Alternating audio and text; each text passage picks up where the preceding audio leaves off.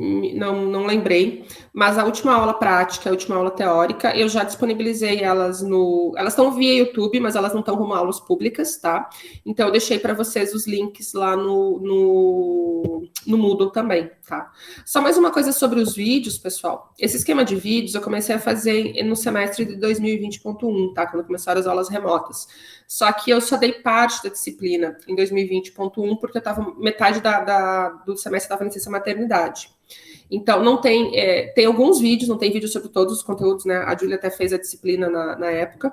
Eles ainda estão lá no YouTube, tá? Então, assim, eles não são iguais os vídeos que a gente está tendo agora. Tem algumas coisas que estão mais resumidas, mais juntos. A dinâmica foi diferente em função dessa divisão que a gente teve de ter mais. A gente foram 3 professores, na verdade, ministrando geoquímica da última vez. Mas se vocês entrarem lá no canal onde tem os vídeos do semestre de agora, tem os vídeos passados. Eu acho que não são muitos vídeos assim, são menos do que desse semestre.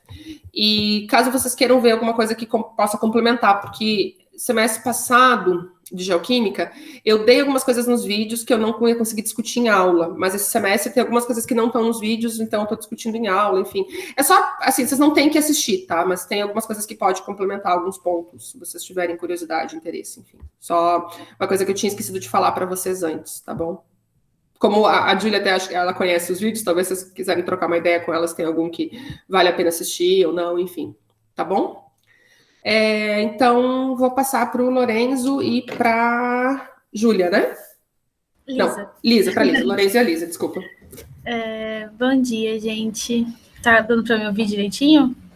Sim. Sim. Vocês conseguem ver meu mouse aqui na tela? Não. Agora sim. Agora sim. Agora foi. Tá, eu e o Lorenzo vamos estar apresentando um pouco sobre espectrometria de massas. E iniciando com o conceito de isótopos, que são átomos que apresentam o mesmo número atômico, representado pela letra Z, e por pertencerem ao mesmo elemento químico, mas diferem no número de massas. Os isótopos de um elemento eles são diferenciados pelo número de nêutrons, que pode ser calculado com a subtração do número de massa menos o número atômico. Mas o número de isótopos do mesmo elemento químico é variável de elementos. E o método de espectrometria de massas, ele pode identificar quantos isótopos a gente encontra em uma amostra, quantos isótopos do mesmo elemento, e a abundância de isótopos nessa amostra. Na metodologia de espectrometria de massas, temos basicamente 4 etapas, e começando pela ionização. Vai ser ionização, aceleração, deflexão e detecção. Conseguem ver meu mouse? Eita, o fundo branco. Mas indo aqui da esquerda para a direita, nessa região aqui é onde é inserida a amostra. A amostra ela é vaporizada nessa região e os átomos ou moléculas eles são expostos a feixes de elétrons com alta carga e dessa forma eles são ionizados. Tendo sido ionizados, eles vão para essa região onde tem 2 placas que aceleram as moléculas ou os átomos. Agora os íons, né? Porque depois de terem sido expostos aos feixes de elétrons, eles viram íons. E depois de passar nessas placas aqui, eles são acelerados. Os íons, após eles serem acelerados, eles vão ser direcionados para um campo magnético, que é um campo magnético de alta intensidade que vai defletir eles. Então, elementos de cargas iguais, eles vão ter a mesma força de desvio. O que vai diferenciar a direção e a intensidade desse desvio vai ser a massa deles. No caso, os que tiverem massa menor, a massa maior vão ter o menor desvio, e os que tiverem massa menor vão ter um maior desvio. Daí depois que esses íons forem defletidos, eles vão ser direcionados para o detector, que ao atingirem a superfície do detector, eles vão emitir elétrons, e esses elétrons eles vão serem também defletidos para a superfície do... Eu não sei falar, não sei se é dinodo ou dinodo, mas eles vão eles vão refletir para o dinodo, e esse dinodo ele vai multiplicar esses elétrons, que vai gerar elétrons secundários, e vai ficar meio que uma cascata de elétrons que vai ficar incidindo nesse multiplicador, de forma que vai gerar um fluxo que o detector vai conseguir daí identificar a partir disso a carga e a massa do elemento. Pode passar, Lisa, por favor.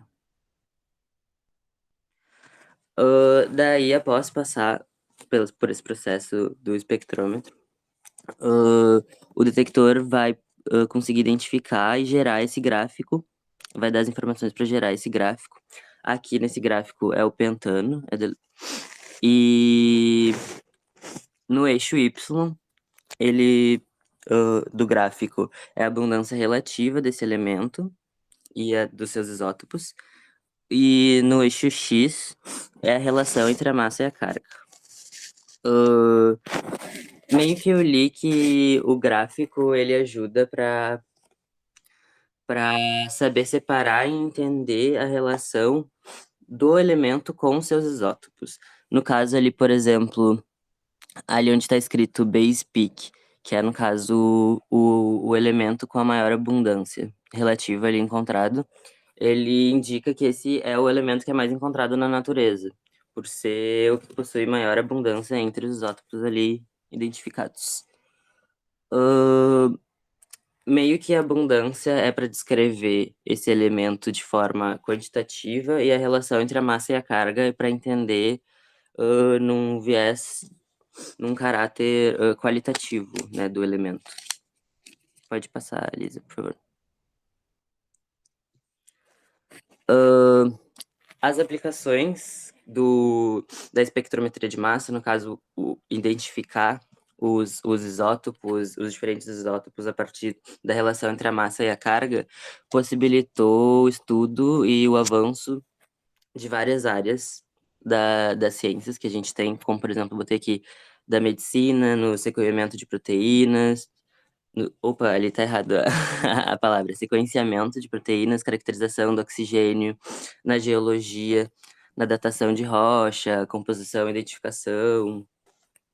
Na física tem né, todo o estudo da física atômica, que acabou gerando estratégias de guerra, geração de energia, relação com a radioatividade, e outras aplicações gerais, como contribuir no conhecimento de outros planetas e do espaço, e nas ciências, não sei como dizer, mas ciências externas, assim, né, que ajudam a entender mais sobre o espaço e fora do nosso planeta.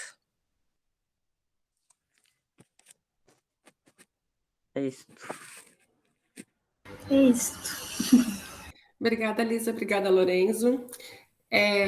Lorenzo, já ouviu falar Dinodo, Dinodo, tá? Vou te ficar te devendo qual que é o correto, porque eu já ouvi os dois. Beleza. E você pode falar ciências extraplanetárias, mesmo extraterrestres mesmo, não tem problema. Beleza. Eu pensei em dizer, mas parece muito palavra de filme. Parece muito ficção científica, né? Mas, só por curiosidade, desde que quando o homem pisou na Lua e todas essas outras missões espaciais, né, que são com presença de seres humanos ou não, sempre tem um espectrômetro de massa.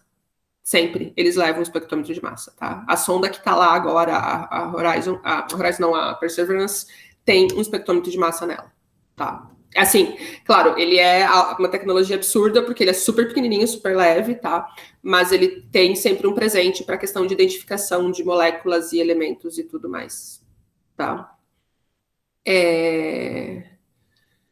Só por curiosidade, né? Para vocês verem como é importante para várias ciências e é importante para ciências extraplanetárias também, tá? Antes de eu fazer colocações, outras coisas, a menos, não sei se alguém quer comentar alguma coisa, se o Gabriel, a Júlia ou a Júlia querem falar alguma coisa, senão eu vou passar para o Gabriel e para a Júlia e aí a gente comenta depois. Beleza. Sem perguntas? Lorenzo? Eu queria, na real, só comentar uma coisa que a Elisa ficamos em dúvida, assim, nos gráficos que a gente achou de abundância relativa e a relação entre a carga e a massa. Eu não entendi por quê. Tipo, ali o pico que eu mostrei ali no gráfico tava dizendo como se fosse abundância relativa de 100%. Eu posso colocar ali também para dar um exemplo. Tá. A gente volta aqui. Você fala, no caso, o pico base, né? Isso, daí eu não entendi. Só não entendi como, tipo, não fecha 100% a abundância relativa. Se você Não somar entendi. todos os picos, você fala? Se somar, por exemplo, ali, ó, tá vendo que tem um quadradinho dizendo, né, os números exatinhos, tipo, não entendi em que número fecha isso. Na verdade, diferente daqueles gráficos que a gente está acostumado de barras, que se você somar tudo vai ter que dar 100%, o que ele faz é o seguinte, ele pega o maior pico, que é o pico base, tá? E considera que ele é 100%. E os outros vão ser sempre uma porcentagem relativa a ele. Entendeu? Então, assim, não é que se você somar todos esses risquinhos vai dar 100%. Não. O maior é 100%, e aí o segundo maior vai ser 80% daquele maior, entendeu? Ah, entendi. É proporcional, então. É proporcional entre eles. A abundância relativa é entre o pico base. O maior é o pico base, e aí os outros é quantos por cento eles representariam em relação a esse pico base. Entendi. Né? Se vocês olharem ali o segundo, ó, o 43 é o maior. Aí vai ter o 41, 40, que são os dois maiores, né? Depois do 43. E aí, se vocês vierem aqui, ó, o 42 está em 55,27%, o 41 está em 37%. Apesar do que, eu vou falar uma coisa aqui, não está fechando. Tem alguma coisa errada na tabelinha, tá? Porque se vocês olharem no eixo Y, vocês vão ver que o 42. Ah, não, é 55. Ah, tá, não, 55. Desculpa, eu olhei errado. 42 é 55,27. Eu achei que fosse menos. Ele tá acima de 40, 50 aqui mesmo, tá? Não, tá correto, desculpa, fui eu que olhando aqui tô meio vesga. Mas esses outros valores, todos esses outros porcentagens dos outros picos é em comparação com o pico base. Tá. Assim, o Gabriel e a Lisa apresentam, aí depois, Júlia, eu vou até pedir para você colocar de novo essa figura, porque eu quero comentar algumas coisas, porque ela tá bem didática para a gente comentar alguns outros pontos, tá bom? Mas aí depois eu te peço isso. Vou passar agora para a próxima dupla. Beleza. Eu vou colocar apresentar aqui, então.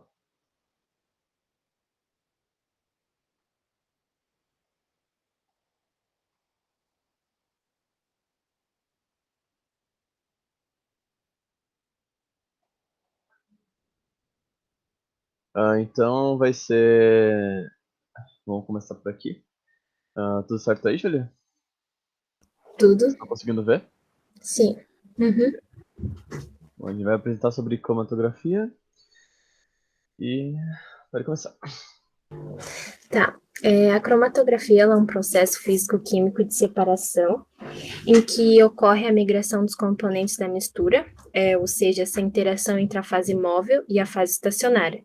Na fase móvel, que seria o solvente, ela consiste em que os componentes a serem isolados, eles correm, entre aspas, por um solvente fluido, que ele pode ser líquido ou gasoso. Já na fase estacionária, ela consiste na fase fixa, em que os componentes que está sendo separado ou identificado, ele vai se fixar na superfície do outro material líquido ou sólido. Então, basicamente, esse processo ele consiste na passagem da fase móvel para a estacionária, dentro de uma coluna ou placa, vai depender do método. Com isso, os componentes de mistura eles são separados pela diferença de afinidade entre eles, né? Cada um dos componentes de mistura ele é seletivamente retido pela fase estacionária. Então, esse método ele é bastante utilizado para identificação e purificação de substâncias e separação de componentes de mistura. Pode passar. Bom, os tipos de cromatografia que existem, né? Ela pode ser dividida em cromatografia planar e cromatografia em coluna. A cromatografia planar ela é composta pela cromatografia em papel, camada delgada e cromatómetro, não sei falar aquilo ali. E na cromatografia em coluna, ela pode ser dividida em líquida, supercrítica e gasosa. Ali, aí a gente tem umas imagenzinhas, né, representando a do papel dentro daquele becker e a cromatótron, aquele equipamento que a gente não vai frisar sobre ele. A gente vai mais falar sobre a papel, a de camada delgada, a líquida e a gasosa. Pode passar, Gabriel. Bom, a cromatografia em papel, ela se baseia na cromatografia de partição, em que os componentes mais solúveis na fase estacionária, eles são seletivamente retidos por ela, enquanto os menos solúveis, eles são conduzidos mais rapidamente pela fase móvel. É um pouco, talvez, complicadinho entender essa parte, talvez a professora explique melhor depois. E então, através dessa partição de substância, a fase líquida, ela é retida nos poros do papel de filtro, e a outra fase, que seria a fase móvel, ela passa, ela vai percorrer esse caminho, né, através do papel. Então, no procedimento, ele basicamente se consiste em retirar microgramas a miligramas, que elas são depositadas sobre essa faixa de papel de filtro, e depois ela é colocada em um recipiente de vidro, como aquele ali que a gente viu, um beckerzinho, né, contendo essa fase móvel, que seria o reagentezinho. E nisso, espera ocorrer, né, o deslocamento da fase móvel pela fase estacionária. Esse método ele pode ser bastante utilizado para estudar os processos de fermentação, a maturação, inspecionar cosmético, detectar contaminantes e, enfim, outras variedades. Pode passar. Bom, a cromatografia em camada delgada, ela ocorre pela adsorção, em que o sólido ele se fixa na sua superfície um líquido ou um gás. E com isso, ele se dá pela diferença da afinidade do componente de uma mistura pela fase estacionária. Ali tem uma imagenzinha de como ele é, mais ou menos, né? Então, essa técnica, ela se consiste em aplicar uma fina camada de adsorvente, né? Que pode ser sílica, eu acho, silício, alguma coisa assim, se eu não me engano, que ela é finalmente pulverizada sobre uma placa, que pode ser de vidro ou de alumínio. E depois ela é depositada, se deposita alguns microlitros da solução, né, da amostra, próximo às bordas dessa placa, e emergem alguns milímetros nesse eluente. E depois fecha esse recipiente fechado, então ela vai ficar ali dentro desse recipiente fechado. E daí, esse eluente, né, por força da capilaridade, ele vai percorrer essa fase fixa, carregando os componentes da amostra. Essa técnica ela é bastante útil no caso de compostos pouco voláteis ou sensíveis ao calor. Pode passar. Bom, aí agora é a parte da cromatografia em coluna, sendo mais específico gasoso. O que é cromatografia em coluna? É basicamente quando a gente tem, se vocês verem ali na direita, próximo do gráfico, tem todo um sisteminha. E aquela parte da coluna é a parte onde vai ser feito vai ser empurrado a amostra até o detector. Aí a diferença entre a cromatografia gasosa e a líquida é simplesmente que eles estão usando para empurrar, para arrastar essa amostra até o detector. No caso da gasosa, que ela pode ter também uma versão que é em alta resolução, com maior capacidade, mas que precisa de um gás muito mais puro e inerte com a amostra, ou uma versão mais clássica, por assim dizer.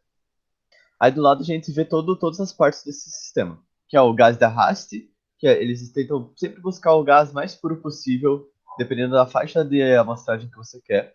Eu vi que eles usavam, por exemplo, argônio, que é um gás que normalmente tende a não reagir contra as coisas.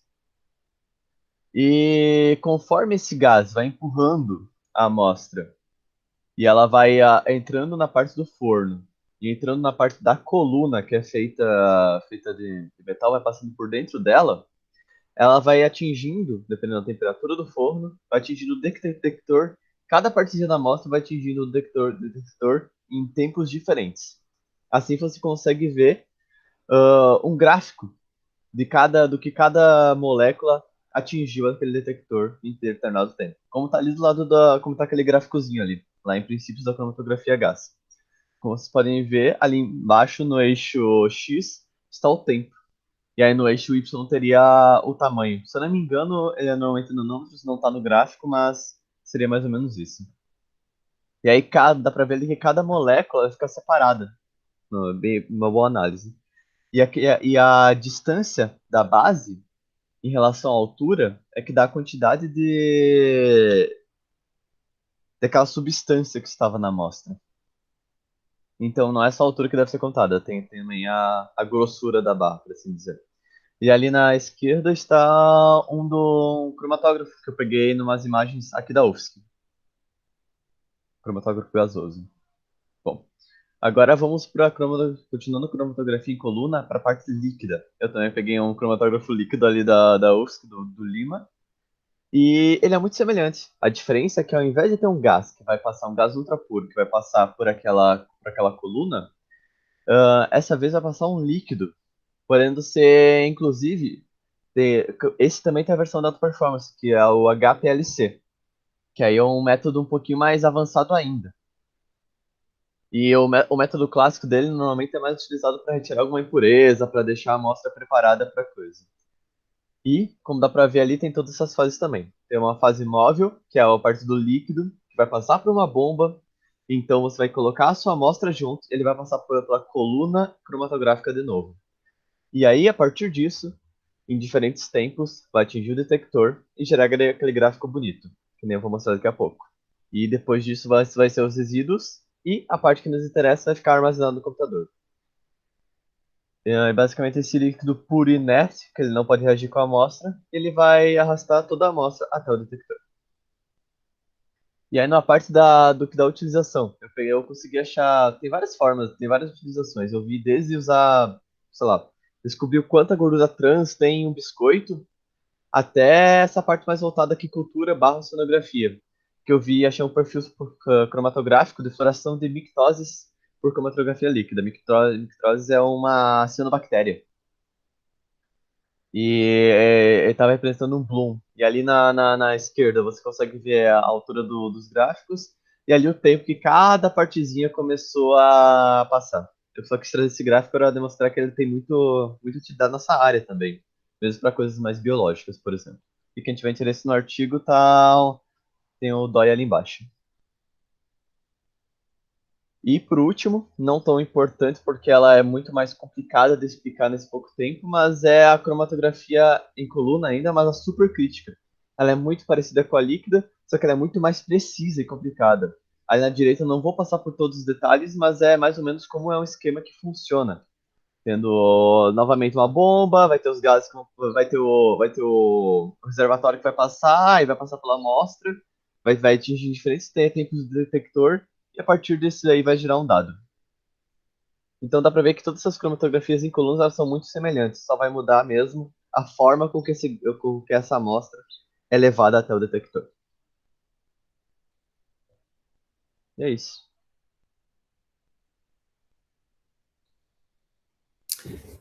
Obrigado, Gabriel e Júlia. Pessoal, vocês querem fazer algum comentário sobre a apresentação, tirar alguma dúvida, alguma coisa?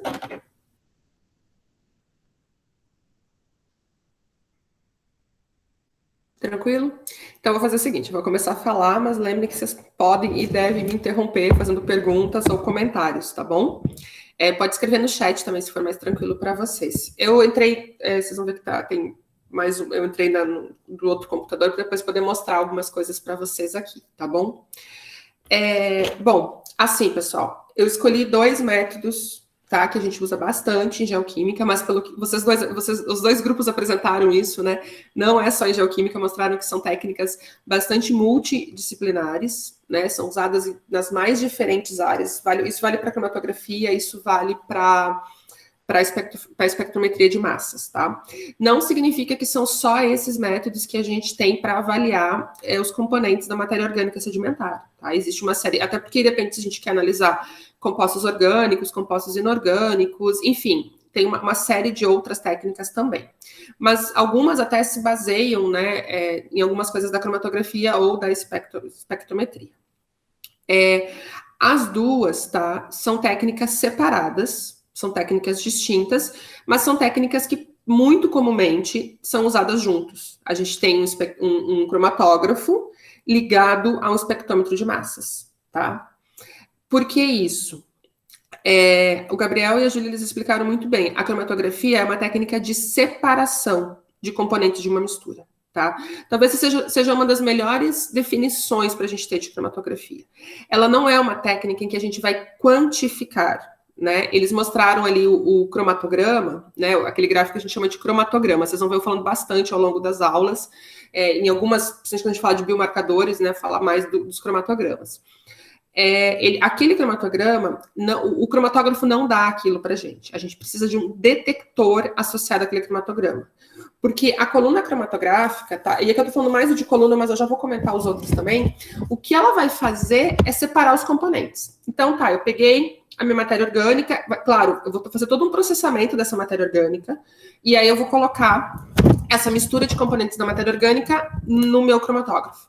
E ao passar pela coluna, seja a coluna ali de fase líquida, seja de fase gasosa, seja de fase de fluido supercrítico, indiferente, tá? Ele vai, em função das propriedades físico-químicas e das condições que eu setar, porque aquela coluna, em geral, ela fica, principalmente na gasosa, tá, pessoal? Ela fica dentro de um forno, tá? Que vai sendo aquecido ao longo do tempo. Então, aí começa, às vezes, em temperaturas um pouco menores de 200 graus, a gente chega em temperaturas, às vezes, até maiores do que 300 graus. Na líquida, nem sempre a gente aquece a coluna, tá? E na supercrítica, no fluido supercrítico, a gente vai ter condições muito específicas de temperatura e de pressão, porque, assim, o que é o fluido supercrítico? O fluido supercrítico é quase o quarto estado da matéria, tá? A gente tem o gasoso, a gente tem o líquido, a gente tem o sólido. O crítico seria um quarto estado em condições de temperatura e pressão, né? A gente vai aumentando um, baixando o outro, enfim, vai alterando, em que a gente tem aí um estado que tem características do gasoso, mas comportamentos do líquido, então é um outro estado da matéria, tá?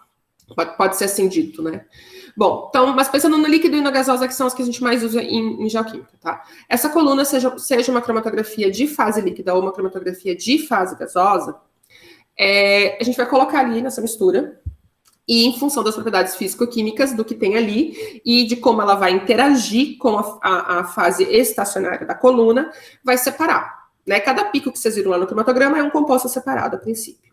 Só que assim, ela só vai separar. Então, e aí o que vai acontecer? No início da coluna eu tenho uma mistura de componentes. Lá no final eu vou ter o componente A, B, C, D, Z, eles vão sair da coluna em tempos diferentes, tá? A diferença de tempo entre um componente e outro pode ser curto, eu posso ter 1 segundo, 2 de diferença, mas eu posso ter 20 minutos de diferença, entre eles até mais do que isso, tá? Uma corrida cromatográfica, né, que a gente chama de colocar a amostra e todos os componentes saírem, ela pode demorar aí poucos minutos, dependendo se a gente está com poucos componentes a serem analisados, até horas, tá? Dependendo do que a gente está trabalhando, a gente faz corridas cromatográficas que duram 1 hora, 2 horas.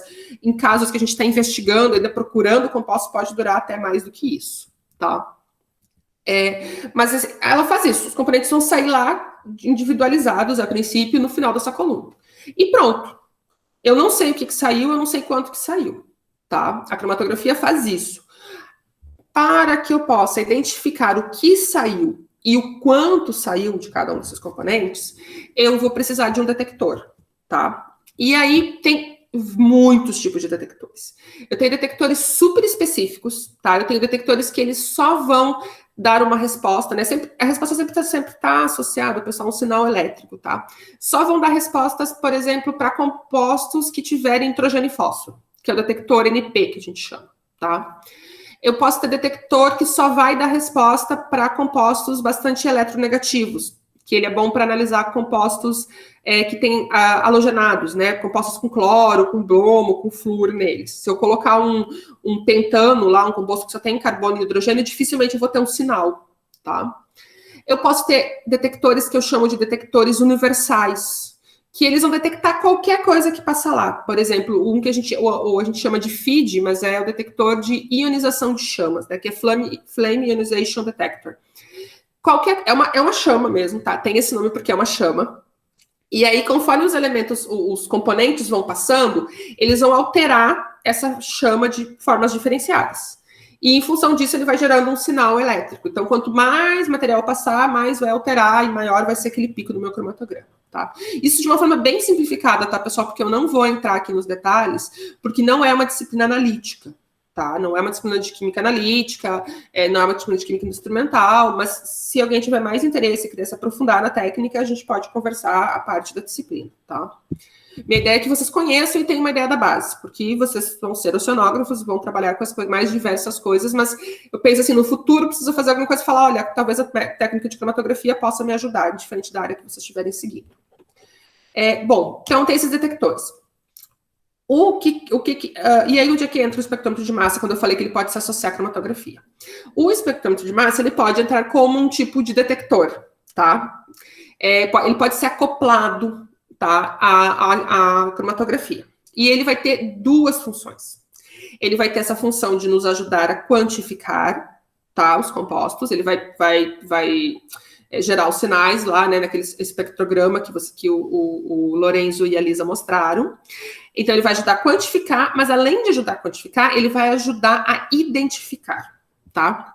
Quando a gente tem a cromatografia, separou os compostos lá e cada um vai ter um tempo de saída na coluna. Esse tempo a gente chama de tempo de retenção, que é o tempo que o componente ficou retido na coluna. Quanto menor o tempo de retenção, significa que mais rapidamente o componente passou pela coluna. Quanto maior o tempo de retenção, significa que mais tempo ele demorou para percorrer essa coluna. Isso já me ajuda a identificar os meus compostos, tá? Eu coloco um detector lá, qualquer que seja, né? Vamos dizer que eu coloquei o FID, que é universal, e quando eu olho o cromatograma, pelos tempos, eu já posso dizer, olha, esse componente é um pentano, esse aqui é um hexano, esse aqui é um octano, enfim, tá?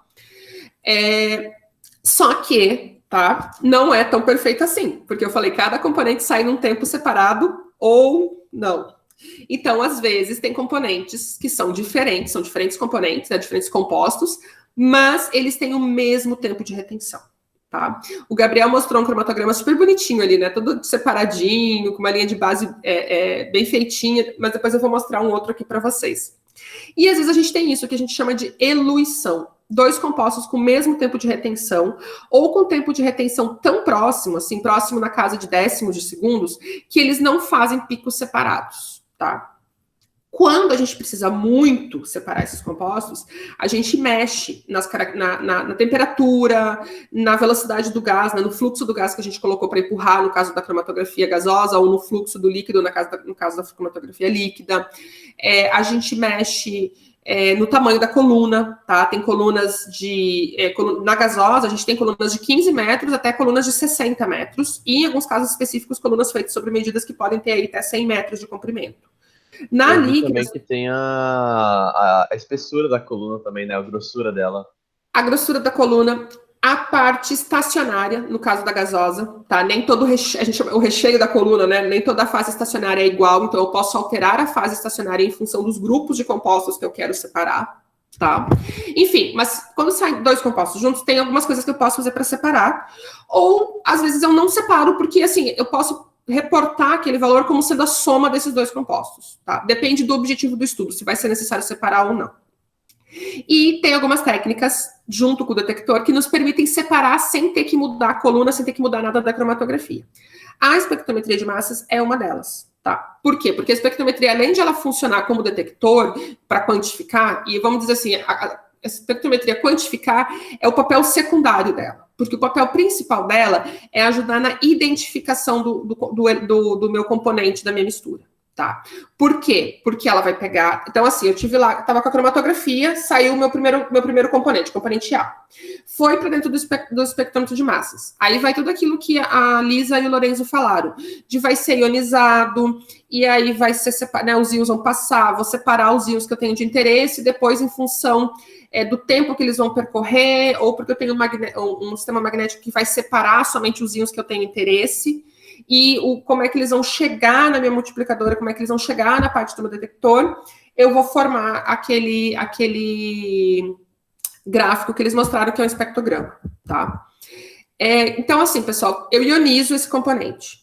E aí, eu posso pegar todos os componentes, tudo que ionizou e formar um espectrograma, ou eu posso dizer para ele, eu só quero que, nisso, né, através de um software, que você preserve tais e tais MZs, né, que são a relação massa-carga, quais componentes quais partes desse componente da minha mistura eu quero que sejam preservados. Então, por exemplo, Lisa, posso pedir para você colocar aquela imagem do pentano que vocês apresentaram, por favor? Sim, prof.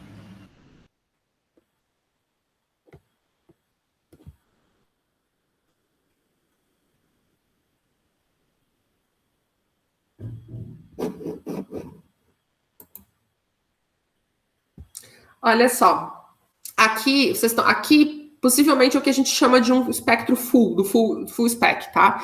Eu não restringi o que eu quero que ele me mostre, ele está me mostrando tudo. Então, eu tenho vários ali pauzinhos, né? Assim, vários linhazinhas mostrando do pentano, tá? Mas eu poderia virar no software e falar assim, eu quero só que você me preserve os principais. Então, vai me preservar o 43, o 57 e o 72, tá? Quais íons vão ser preservados? São os íons que são essenciais ou são os principais para eu fazer a identificação do meu composto, tá? Ou do meu elemento. E aí, claro, a gente pode fazer testes com isso ou a gente pode ir lá na bibliografia e pegar esses valores da bibliografia, tá? Então, não se preocupe muito com isso. E aí, esse espectrograma que eu vou ter aqui, eu teria mostrando somente o 43, o 57 e o 72. Seria mais limpo. A gente faz isso para ficar espectrogramas mais limpos e também porque aí aumenta a nossa capacidade de detectar o composto, tá? Quando o equipamento tem que ler muitos MZs, ele vai perdendo... Não é que ele perde capacidade de detectar, mas como ele tem que trabalhar com muitos, na hora de fazer multiplicações dos sinais, ele multiplica menos. Né? A multiplicação vai tornar o sinal maior, né? Aumentar a razão, o sinal ruído. Quando eu tenho menos, eu consigo detectar concentrações menores, inclusive. Tá? Então, uma técnica também para isso. Bom, o que acontece, pessoal? Essa técnica, quando eu ionizo o composto, tá? Eu vou ionizar, pensando num composto, né? Ele vai sofrer umas quebras. Tá? E esse espectrograma é como essa quebra ocorreu, tá? Então, quando eu estou ionizando, eu estou colocando energia e ele vai se quebrar. É como se eu pego uma molécula e eu bato com ela com uma marreta e tem regiões mais frágeis que vão se quebrar mais, outras que vão se quebrar menos e outras que não vão se quebrar, tá? E em função de como esses cacos dessa molécula vão ficar, é que me dá esse espectrograma, tá? Isso de uma forma bem simplificada. Se eu falar isso para um químico, o químico vai querer me matar, tá? Mas eu acho que é para a gente tentar visualizar um pouco, já que é um instrumento que a gente não consegue olhar dentro e ver o que está acontecendo, tá? E aí, esses cacos eu uso para me identificar. Por quê? Teoricamente, cada composto, cada componente da minha mistura vai quebrar de uma forma diferente, tá? Então, o que acontece? Eu posso ter dois componentes que saíram no mesmo tempo de retenção, mas ao serem quebrados, eles vão quebrar de formas diferentes, tá? E aqui, só para usar o pentano como um exemplo de como é que é essa quebra, tá? Quando a gente olha o espectrograma, a gente consegue tentar identificar que molécula ou que grupo de molécula a gente está falando, ou se essa molécula tem ligações duplas, se essa molécula tem halogênio, por algumas características, por esses valores do MZ, tá? Então, por exemplo, aqui o pentano, tá? Se a gente for calcular a massa do pentano é 72, a massa média, tá? Claro que a gente mudando, assim, se a gente está falando de hidrogênio 1, hidrogênio 2, carbono 12, carbono 13, mas na média em torno de 72. E aí, o que a gente vê aqui no espectrograma? O último sinal que tem ali é a massa do meu componente. Então, 72, tá? Do lado, aquele pequenininho, é um 71, tá? Que se a gente tiver falando com os isótopos mais leves. Aqui, se vocês chegarem bem pertinho, vocês vão ver que tem um pontinho bem pequenininho depois do 72, que seria o 73, que é relativo se eu tiver com ele com os isótopos mais pesados, tá? Mas os isótopos pesados, eles são mais mais raros, né? Então, a gente acaba tendo no 72 ali a maior massa, tá? Aí, vocês estão vendo que indo do 72 para valores menores, a gente tem o 57, que ele até aparece em cima, assim, entre parênteses, M-15. O que significa isso? Se a gente olhar lá na molécula que está lá, escrita lá em cima, na porção, na parte superior esquerda da figura, né, o CH3, CH2, CH2, CH2, CH3, se eu pegar essa molécula e tirar o CH3, o que vai me sobrar de massa é 57. Tá? Então, o que isso está me dizendo? Que um dos lugares onde teve a quebra foi ali. Eu perdi aquele último CH3 daquela molécula, tá? Depois, eu posso indo... o 43. O 43 eu perdi o CH3 e eu perdi o CH2, tá? E mais ou menos assim que ela vai quebrando. Algumas moléculas, tipo, o pentano é uma molécula que ela tem vários pontos de quebra, tá? Mas eu posso ter uma molécula maior... onde ela vai ter, onde eu tenho anéis aromáticos, por exemplo, onde eu vou perder só um pedacinho e o anel aromático ele vai se preservar, por exemplo, tá? Então, para cada molécula tem um espectro, e esses espectros são bastante importantes para a gente conseguir identificar os compostos, tá? Significa que o método é infalível, que eu consigo identificar qualquer coisa? Não, tá? O método tem compostos que vão ter espectros muito parecidos, e aí eu começo a ter problemas para identificar. Depende também dessa questão da etapa anterior de eu purificar as minhas amostras, tá? Purificar ou separar os componentes, que aí eu posso usar uma técnica cromatográfica. Mas eu também tenho outras técnicas que vão aumentando essa confiabilidade. Aqui vocês apresentaram o espectrômetro de massa. Eu posso ter um espectrômetro de massa associado a outro espectrômetro de massa. E aí, o que acontece? Eu tenho essa quebra do pentano, tá? E aí, eu vou lá e vou dizer assim, eu quero que pegue o 43, o 57 e o 72 apenas, faça uma nova ionização para quebrar eles novamente e vamos ver os cacos que vão sobrar. Porque aí, o que acontece? Mesmo compostos que na primeira quebra vão ter cacos parecidos, na segunda quebra, em geral, eles formam cacos diferentes, tá? Então, eu vou bater uma vez, vou separar alguns cacos, vou bater de novo e vou ver como é que foi a quebra, tá?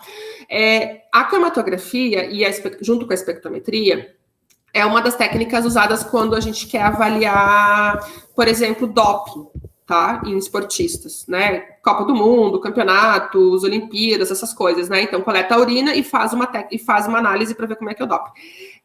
Por cromatografia não gasosa, cromatografia líquida, mas associada a um espectrômetro de massa que é associado a outro espectrômetro de massa, tá? A sigla que a gente usa para isso é o LC-MS-MS. Então, cromatografia é do inglês, tá, pessoal? Então, é Liquid Chromatography, Mass Spec, 2 vezes, tá? Porque isso vai aumentando bastante a segurança naqueles resultados. Afinal de contas, assim, acusar um esportista de doping é algo bem sério, né? Não dá pra gente... Pode acabar com a carreira dele, então a gente tem... para dizer que houve realmente detecção de doping, tem que ter muita certeza, tá? Então, para mostrar, tentando falar um pouco geral, assim, né, de como é que isso é. Essa questão dos espectrogramas, para a gente reconhecer, tá? Assim, eu falei do pentano. O pentano é uma molécula relativamente simples. Vamos lá, minha experiência, tá? Eu sei a quebra de alguns compostos que eu trabalho, mas tem pessoal, né, da química instrumental, da química orgânica, que trabalha em cima disso, e já vi, assim, já fiz curso, mini curso com o pessoal de química, que o instrutor colocava lá no quadro, assim, essa aqui é o espectrômetro, o espectrograma, e as pessoas falavam, isso é uma acetona, isso tem tantos cloros, assim. É uma arte, assim, né? É uma área de estudo isso, assim. Mas o que a gente geralmente faz? Porque a cromatografia, a espectrometria de massa, para a gente é uma ferramenta, né? A gente não estuda ela, a gente usa ela para os nossos estudos. Então, a gente usa bibliotecas, tá? Os próprios softwares dos equipamentos que a gente compra, eles vêm com uma biblioteca, tá? Onde a gente pega os nossos espectrogramas e pede para a biblioteca identificar, e a biblioteca vai dizer lá, com 90% de certeza que isso é um pentano, com 50% de certeza que isso é um metilpentano, né? E a gente vai comparando com essas bibliotecas, e a gente pega também na bibliografia, tá? Tem artigos, tem livros, por exemplo, cromatografia e espectrometria de massas é muito, muito, muito usado na geoquímica do petróleo, tá? Para questão de prospecção, para questão de estudos de formação e tudo mais. E essas bibliotecas do software geralmente não têm esses compostos que são usados para geoquímica do petróleo. Só que tem livros, tem guias, tem artigos, enfim, tem várias galerias onde a gente pega para poder comparar com a amostra que a gente está trabalhando, tá? Pra vocês terem uma ideia mais ou menos como é que funciona. A cromatografia, o Gabriel e a Júlia trouxeram, né, tem várias, né, tem a de coluna e tem a de papel. Na verdade, as divisões delas são inúmeras, né, tipo, a de coluna vai ter uma coluna, né, de papel ele vai ser o papel ou a plana, né, vai ser papel, vai ser a delgada, vai ser aquela outra cromatron ali, que é um sistema fechadinho, que dá uns giros. Enfim, nunca vi o uso, só vi citado na bibliografia, não sei nem muitos detalhes sobre ela, mas basicamente é sobre você usar uma coluna ou usar algo planar, tá? Dentro de colunas, vocês trouxeram a divisão da líquida, da supercrítica e da gasosa, que são a fase estacionária, né? O que vai mover esse material. Na gasosa, realmente, é um gás super puro, um gás que não vai interferir com os elementos, tá? Então, ele só vai passar... A intenção dele ele é ficar empurrando os elementos. Aí, o elemento vai ter afinidade com o elemento componente, no caso, que pode ser uma molécula, também vai ter afinidade com a fase estacionária, vai ficar preso nela, mas como tem esse gás empurrando, a gente tem uma temperatura que vai aumentando, né? A gente faz uma temperatura que vai aumentando ao longo do tempo, ele vai sair, vai largar da fase estacionária, vai andar um pouco na coluna, vai se juntar à fase estacionária, vai largar, é como se ele fosse dando saltos, tá, pessoal? Dentro da coluna. O pessoal chama isso de pratos teóricos dentro da cromatografia, mas são saltos, assim, que ele vai dando. Já na cromatografia de fase líquida, a fase líquida, ela é uma fase que vai ter uma similaridade com os componentes, porque os componentes vão ficar, ou eu tô similaridade com a minha fase estacionária ou com a minha fase gasosa. Então, desculpa, com a minha fase líquida, né? Essa fase líquida, ela pode ser só água, pode ser água misturada com hidróxido, com ácido, depende o que eu estou trabalhando, ou um solvente, mas ela, diferente da gasosa, eu vou ter interação com a minha fase móvel, tá? E a minha fase móvel, no caso da líquida, ela não precisa ser sempre a mesma coisa. Eu posso começar com uma mistura de 50% acetonitrila, que é um solvente, tá? 50% água. Aí chega num ponto que eu vou diminuindo a porcentagem de água até ficar com 100% de acetonitrila. Depois eu faço o contrário, eu vou diminuindo a acetonitrila até ficar com 100% de água, por exemplo. Tá? Isso tudo, assim, o que usar, a gente se baseia na bibliografia e em testes que a gente faz em laboratório, tá bom? Sim, sobre a cromatografia de papel, ela é bem legal, porque a gente pode fazer até em casa, assim, os testes com elas, tá? Ela é uma técnica que é usada, que a gente separa componentes, mas os testes que a gente pode fazer por exemplo, vocês pegarem um papel filtro, tá? Se vocês pegarem uma faixinha de papel filtro, aí na ponta vocês marcam, assim, fazem uma ponta com uma caneta, tá? Com essas canetas hidrográfica que chama? Enfim, essa tipo canetinha, sabe? Assim, vocês pegam, fazem um pontinho ali, e aí vocês pegam um copo, tá? Coloquem um pouquinho de água e deixa eu fazer uma coisa aqui para mostrar para vocês. Espera aí. Aqui. Vou pegar uma tirinha de papel, tá? Aí vocês... Lisa, pode tirar a apresentação, por favor. Vocês pegam aqui e fazem um pontinho, tá? Fiz um ponto aqui. Aqui assim, mais ou menos, mais pra cima, tá? E aí eu coloco essa partezinha aqui num copo com água, assim. Encosto só bem a bordinha, assim, não encosto muito, tá? E aí, por capilaridade, vai subindo essa água, ela vai chegar aqui e... Claro, os componentes da tinta dessa caneta que tiverem afinidade com a água, eles vão começar a mover junto com a água, tá? E aí, quanto mais afinidade eles tiverem com a água, mais para cima eles vão no meu papel. Quanto menos afinidade, mais próximos eles vão ficar aqui do original, tá? E aí dá para fazer com água, dá para fazer com álcool, com acetona, para ver como é que vai mudar essa separação. Porque eu mudando minha fase móvel, eu mudo... como é que é a separação e os espaços aqui. Eu dei uma época aula de química instrumental para sonografia em outra universidade, a gente fazia pegando canetinha, pegando extrato de cenoura, extrato de beterraba, várias coisas assim para ver como é que separava com álcool, com água, com acetona, e no laboratório a gente usava outros solventes orgânicos também. Mas é um exercício que dá para fazer em casa, assim, para vocês visualizarem. Tem também bastante videozinho no YouTube mostrando, tá? A coluna, a gente está aqui, né, o que a Gabriela e a Júlia mostraram, foram as colunas cromatográficas, tudo no cromatógrafo e tudo mais, muito mais instrumental. Mas a cromatografia, e eles citaram, a dupla citou isso, ela pode ser usada também como uma técnica preparatória, tá? Eu preciso purificar uma amostra, ou separar só os componentes, né, tirar alguns interferentes dessa amostra, e para mim depois fazer uma outra análise que pode nem ter nada a ver com a cromatografia de quantificação. Então, eu posso ter colunas de vidro que eu vou colocar dentro uma fase estacionária, tá? E aí pode ser alumina, pode ser sílica, pode ser alguns tipos de gel, enfim, N tipos de coisas. E aí eu vou colocar meu extrato ali e, em função das afinidades diferentes que cada componente vai ter, no final dessa minha coluna de vidro, eu vou colocar um solvente, que vai ser minha fase móvel, eu vou separando, tá? Primeira fração, meus primeiros 15 ml eu tenho só impurezas, meus 30 ml que vem depois tem os componentes que eu quero trabalhar, tá? Gente, se tiverem perguntas, perguntem ou quiserem comentar alguma coisa.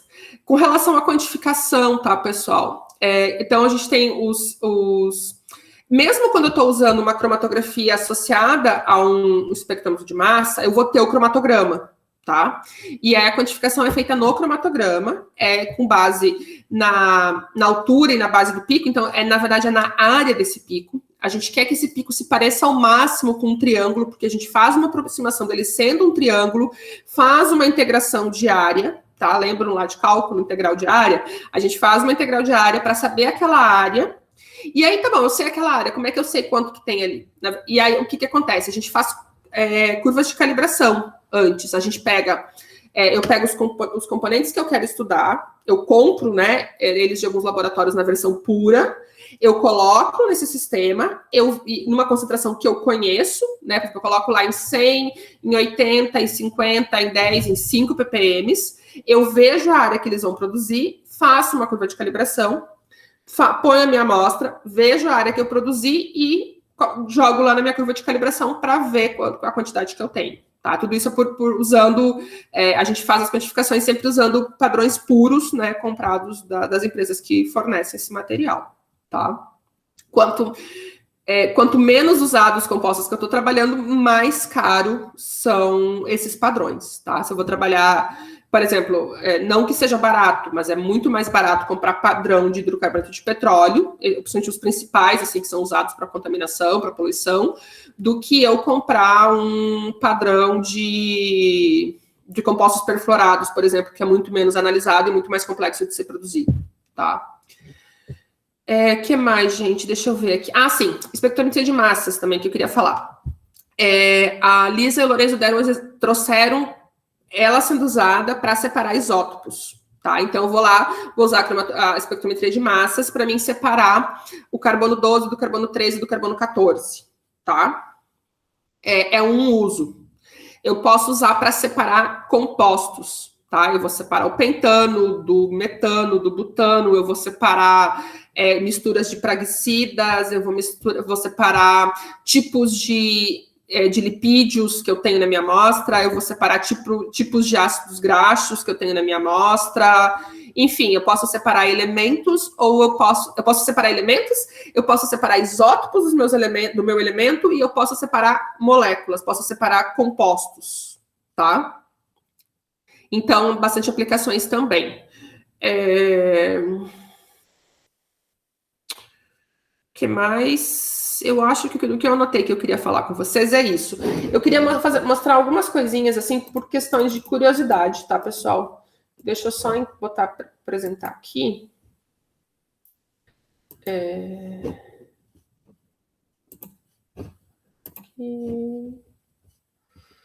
Não.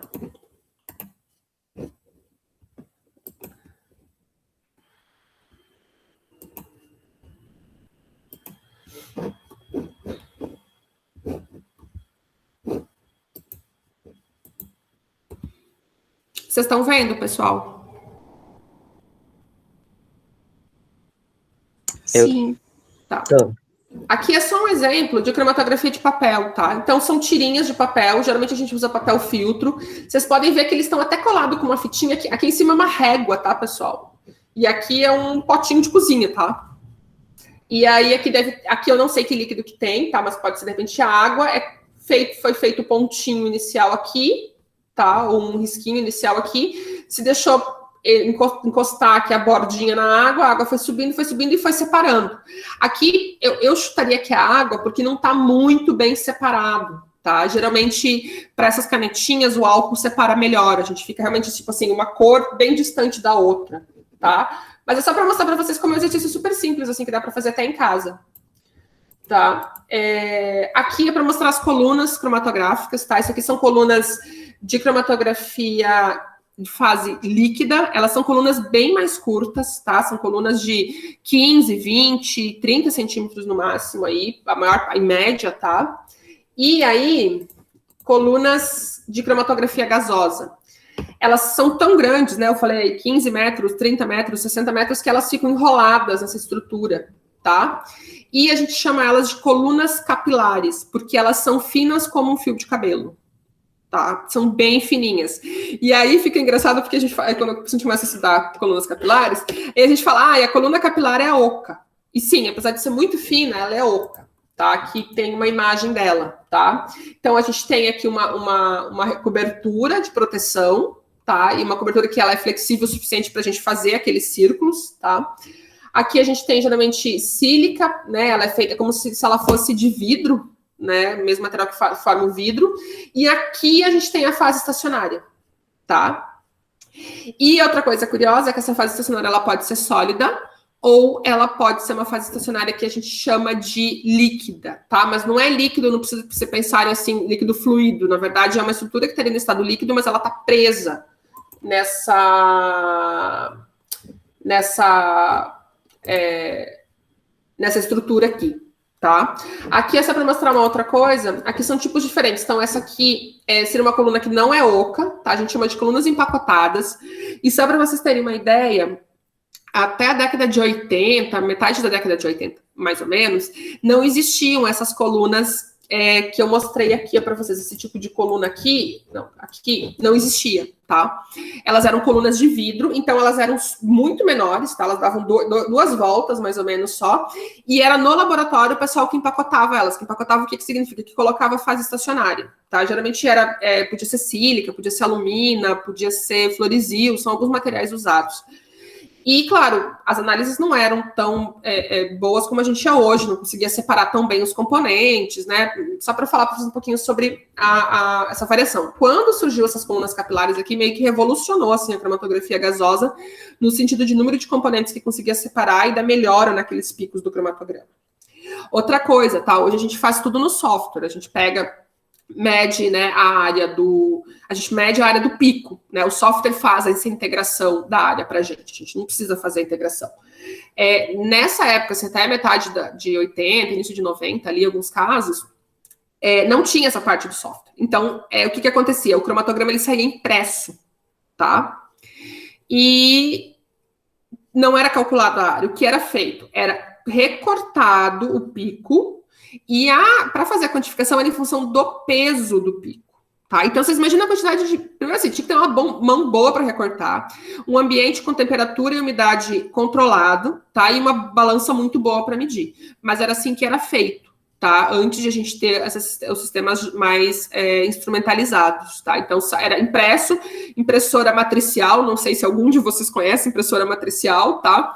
E aí formava os picos e aí ele recortava e fazia a quantificação comparando o peso dos picos, tá? Só para falar um pouquinho da história disso. Não sei se o Madureira chegou a falar sobre isso, Júlia, no semestre passado. Ele falou várias. Assim, o que não falou foi falar sobre cromatografia. Eu não sei se o Madureira pegou, porque o Madureira tá mais próximo da época da minha orientadora. E a minha orientadora contava, ela falava, recortei muito pico de cromatograma. Ela ficava horas falando. Tipo, no eu acho que ele falou. A gente até tinha essas colunas de vidro, assim, que a gente usava quando a gente dava aula, né, para mostrar elas, mas eu não tenho uma, eu adoraria ter uma. Deixa eu mostrar uma outra coisa para vocês aqui, deixa eu ver. Eu acho. Ah, sim. Quero mostrar um cromatograma. Que o Gabriel mostrou um cromatograma muito bonitinho ali. Eu quero mostrar que nem sempre é tão bonito assim, tá? Aqui, eu acho que esse aqui vai dar para vocês verem. Tá? Aquele cromatograma que o Matheus, nossa, o Gabriel mostrou, é cromatograma de livro, tá? É como a gente aprende cromatografia. Lá, quando eu fiz a disciplina de cromatografia no doutorado, aprendia tudo daquele jeito. A gente chama isso aqui de linha de base, tá? A linha de base retinha, os picos super bem formados, quase como um triângulo, todos muito bem separados. Aí a gente aprende tudo, a fazer todos os cálculos de altura média, de meio, de base, tem um monte de cálculo atrás disso aqui, tá, gente? E aí depois a gente vai para a vida real e descobre que não é nada disso, que os cromatogramas, em alguns momentos a gente tem uma linha de base boa, mas olha isso aqui, ó. A gente tem aqui, por exemplo, tá? Vocês estão vendo o meu mouse? 2 picos que não estão bem separados. Tá? Eles não vão, o ideal é ter essa separação aqui, ter uma linha de base entre eles, mesmo que seja um segundo de linha de base. Mas aqui eu não tenho, aqui eu não tenho, aqui eu não tenho. Aqui tá vendo que a linha de base não chegou a descer total até eu formar esses outros picos. Aqui, vocês estão vendo esse calombo aqui? Sim. Então, isso aqui pode ser o quê? Eu posso ter... isso é uma outra coisa, tá, pessoal? Isso é muito importante. Desculpa, eu não falei para vocês. Eu pego uma amostra, extraio lá o que eu vou usar, né, para mim fazer a cromatografia. A gente não é capaz hoje de separar todos os componentes. Existe uma parcela de componentes que os nossos métodos cromatográficos atuais não separam. Tá? E quando não separa, costuma sair embolado, assim, tá? Então, aqui tem esse componente um pouco separado, esse um pouco separado, mas aqui eu posso ter 2, 3, 4, 15 componentes que a gente chama de não resolvidos. Porque um pico bonito, assim, é um pico resolvido, tá? O nome. Quando a gente tá assim, ele não tá bem resolvido. Por exemplo, quem gosta de café aí? Ou do cheirinho do café, tá? Os componentes do café que dão aquele cheiro, aquele gosto, a gente não sabe até hoje todos os componentes dele. Por isso que fazer aroma de café artificial nunca fica nem perto do natural, tá? Então, assim, a gente sabe alguns componentes, mas não sabe todos. Petróleo, tá? A gente vai falar isso quando a gente fala de formação do petróleo. A gente sabe um calhamaço de compostos que tem no petróleo, mas a gente está longe de saber tudo que tem no petróleo. Tá? Então, é muito comum amostras de petróleo sair, tá vendo essa lombada aqui? Sair no meio todo aqui, uma lombadona, assim, no meio do cromatograma, tá? Quanto maior essa lombada, mais compostos não resolvidos e que a gente não conhece a gente tem, tá? Mesma coisa, o óleo, né? O petróleo, quanto mais degradado, também mais compostos não caracterizáveis, não resolvidos a gente tem, tá? Só para falar algumas coisas assim meio por alto para vocês com relação a isso. Então, assim, a gente não sabe tudo que tem, todos os componentes, a gente tem uma parte aí não resolvida, uma parte não caracterizada, tá? Então, só para mostrar isso para vocês. Gente, eu vou passar aqui, deixa eu só ver onde tá, deixa eu parar a apresentação. É um texto, tá, de divulgação científica, sobre como identificar componentes do óleo. Por que eu estou passando? Por curiosidade, para vocês verem uma aplicação da cromatografia e com relação aos cromatogramas, tá? Fica aí de dica, quem quiser ler, tá? Não é mandatório, mas é um texto de divulgação. Em função do acidente que a gente teve lá no Nordeste, né, do quantidade de óleo que chegou, como é que seria usar a cromatografia para a gente tentar identificar a fonte daquele óleo, quem produziu aquele óleo, tá? Eu acho que pode ser um exemplo de vocês verem uma outra aplicação da cromatografia. Bom, gente, falei um monte para variar. Dúvidas, perguntas, críticas, sugestões, estou aberta, sou só ouvidos agora. Eu quero só pedir desculpa, Ju, porque, assim, meu gato, ele tá enchendo o saco demais. Então, assim, se eu tava fazendo algumas caras ridículas, era pra ele, tá? Não era pra você, não. Porque ele tá aqui na minha mesa, enchendo o saco, comendo tudo. Então... Desculpa, gente. Tranquilo, Juliana, não se preocupa, não. Ele não deve estar gostando, tipo, ele tá falando, ela tá ouvindo coisa de cromatografia, ela deve estar aqui fazendo um cafuné nessa manhã fria de sol. Ele veio ouvir o conteúdo também, tá interessado. Mostra o gatinho, Julia. Bota de novo aí, Julia. Ai, coisa fofa. Ela é preguiça. Me solta. Que bebezinho. Gente, alguma dúvida? Não, prof. Tranquilo? Então tá. Se surgirem dúvidas, vocês me falam. Bom, deixa eu só falar para vocês rapidinho como é que vai funcionar as próximas semanas de práticas, tá? Das aulas práticas.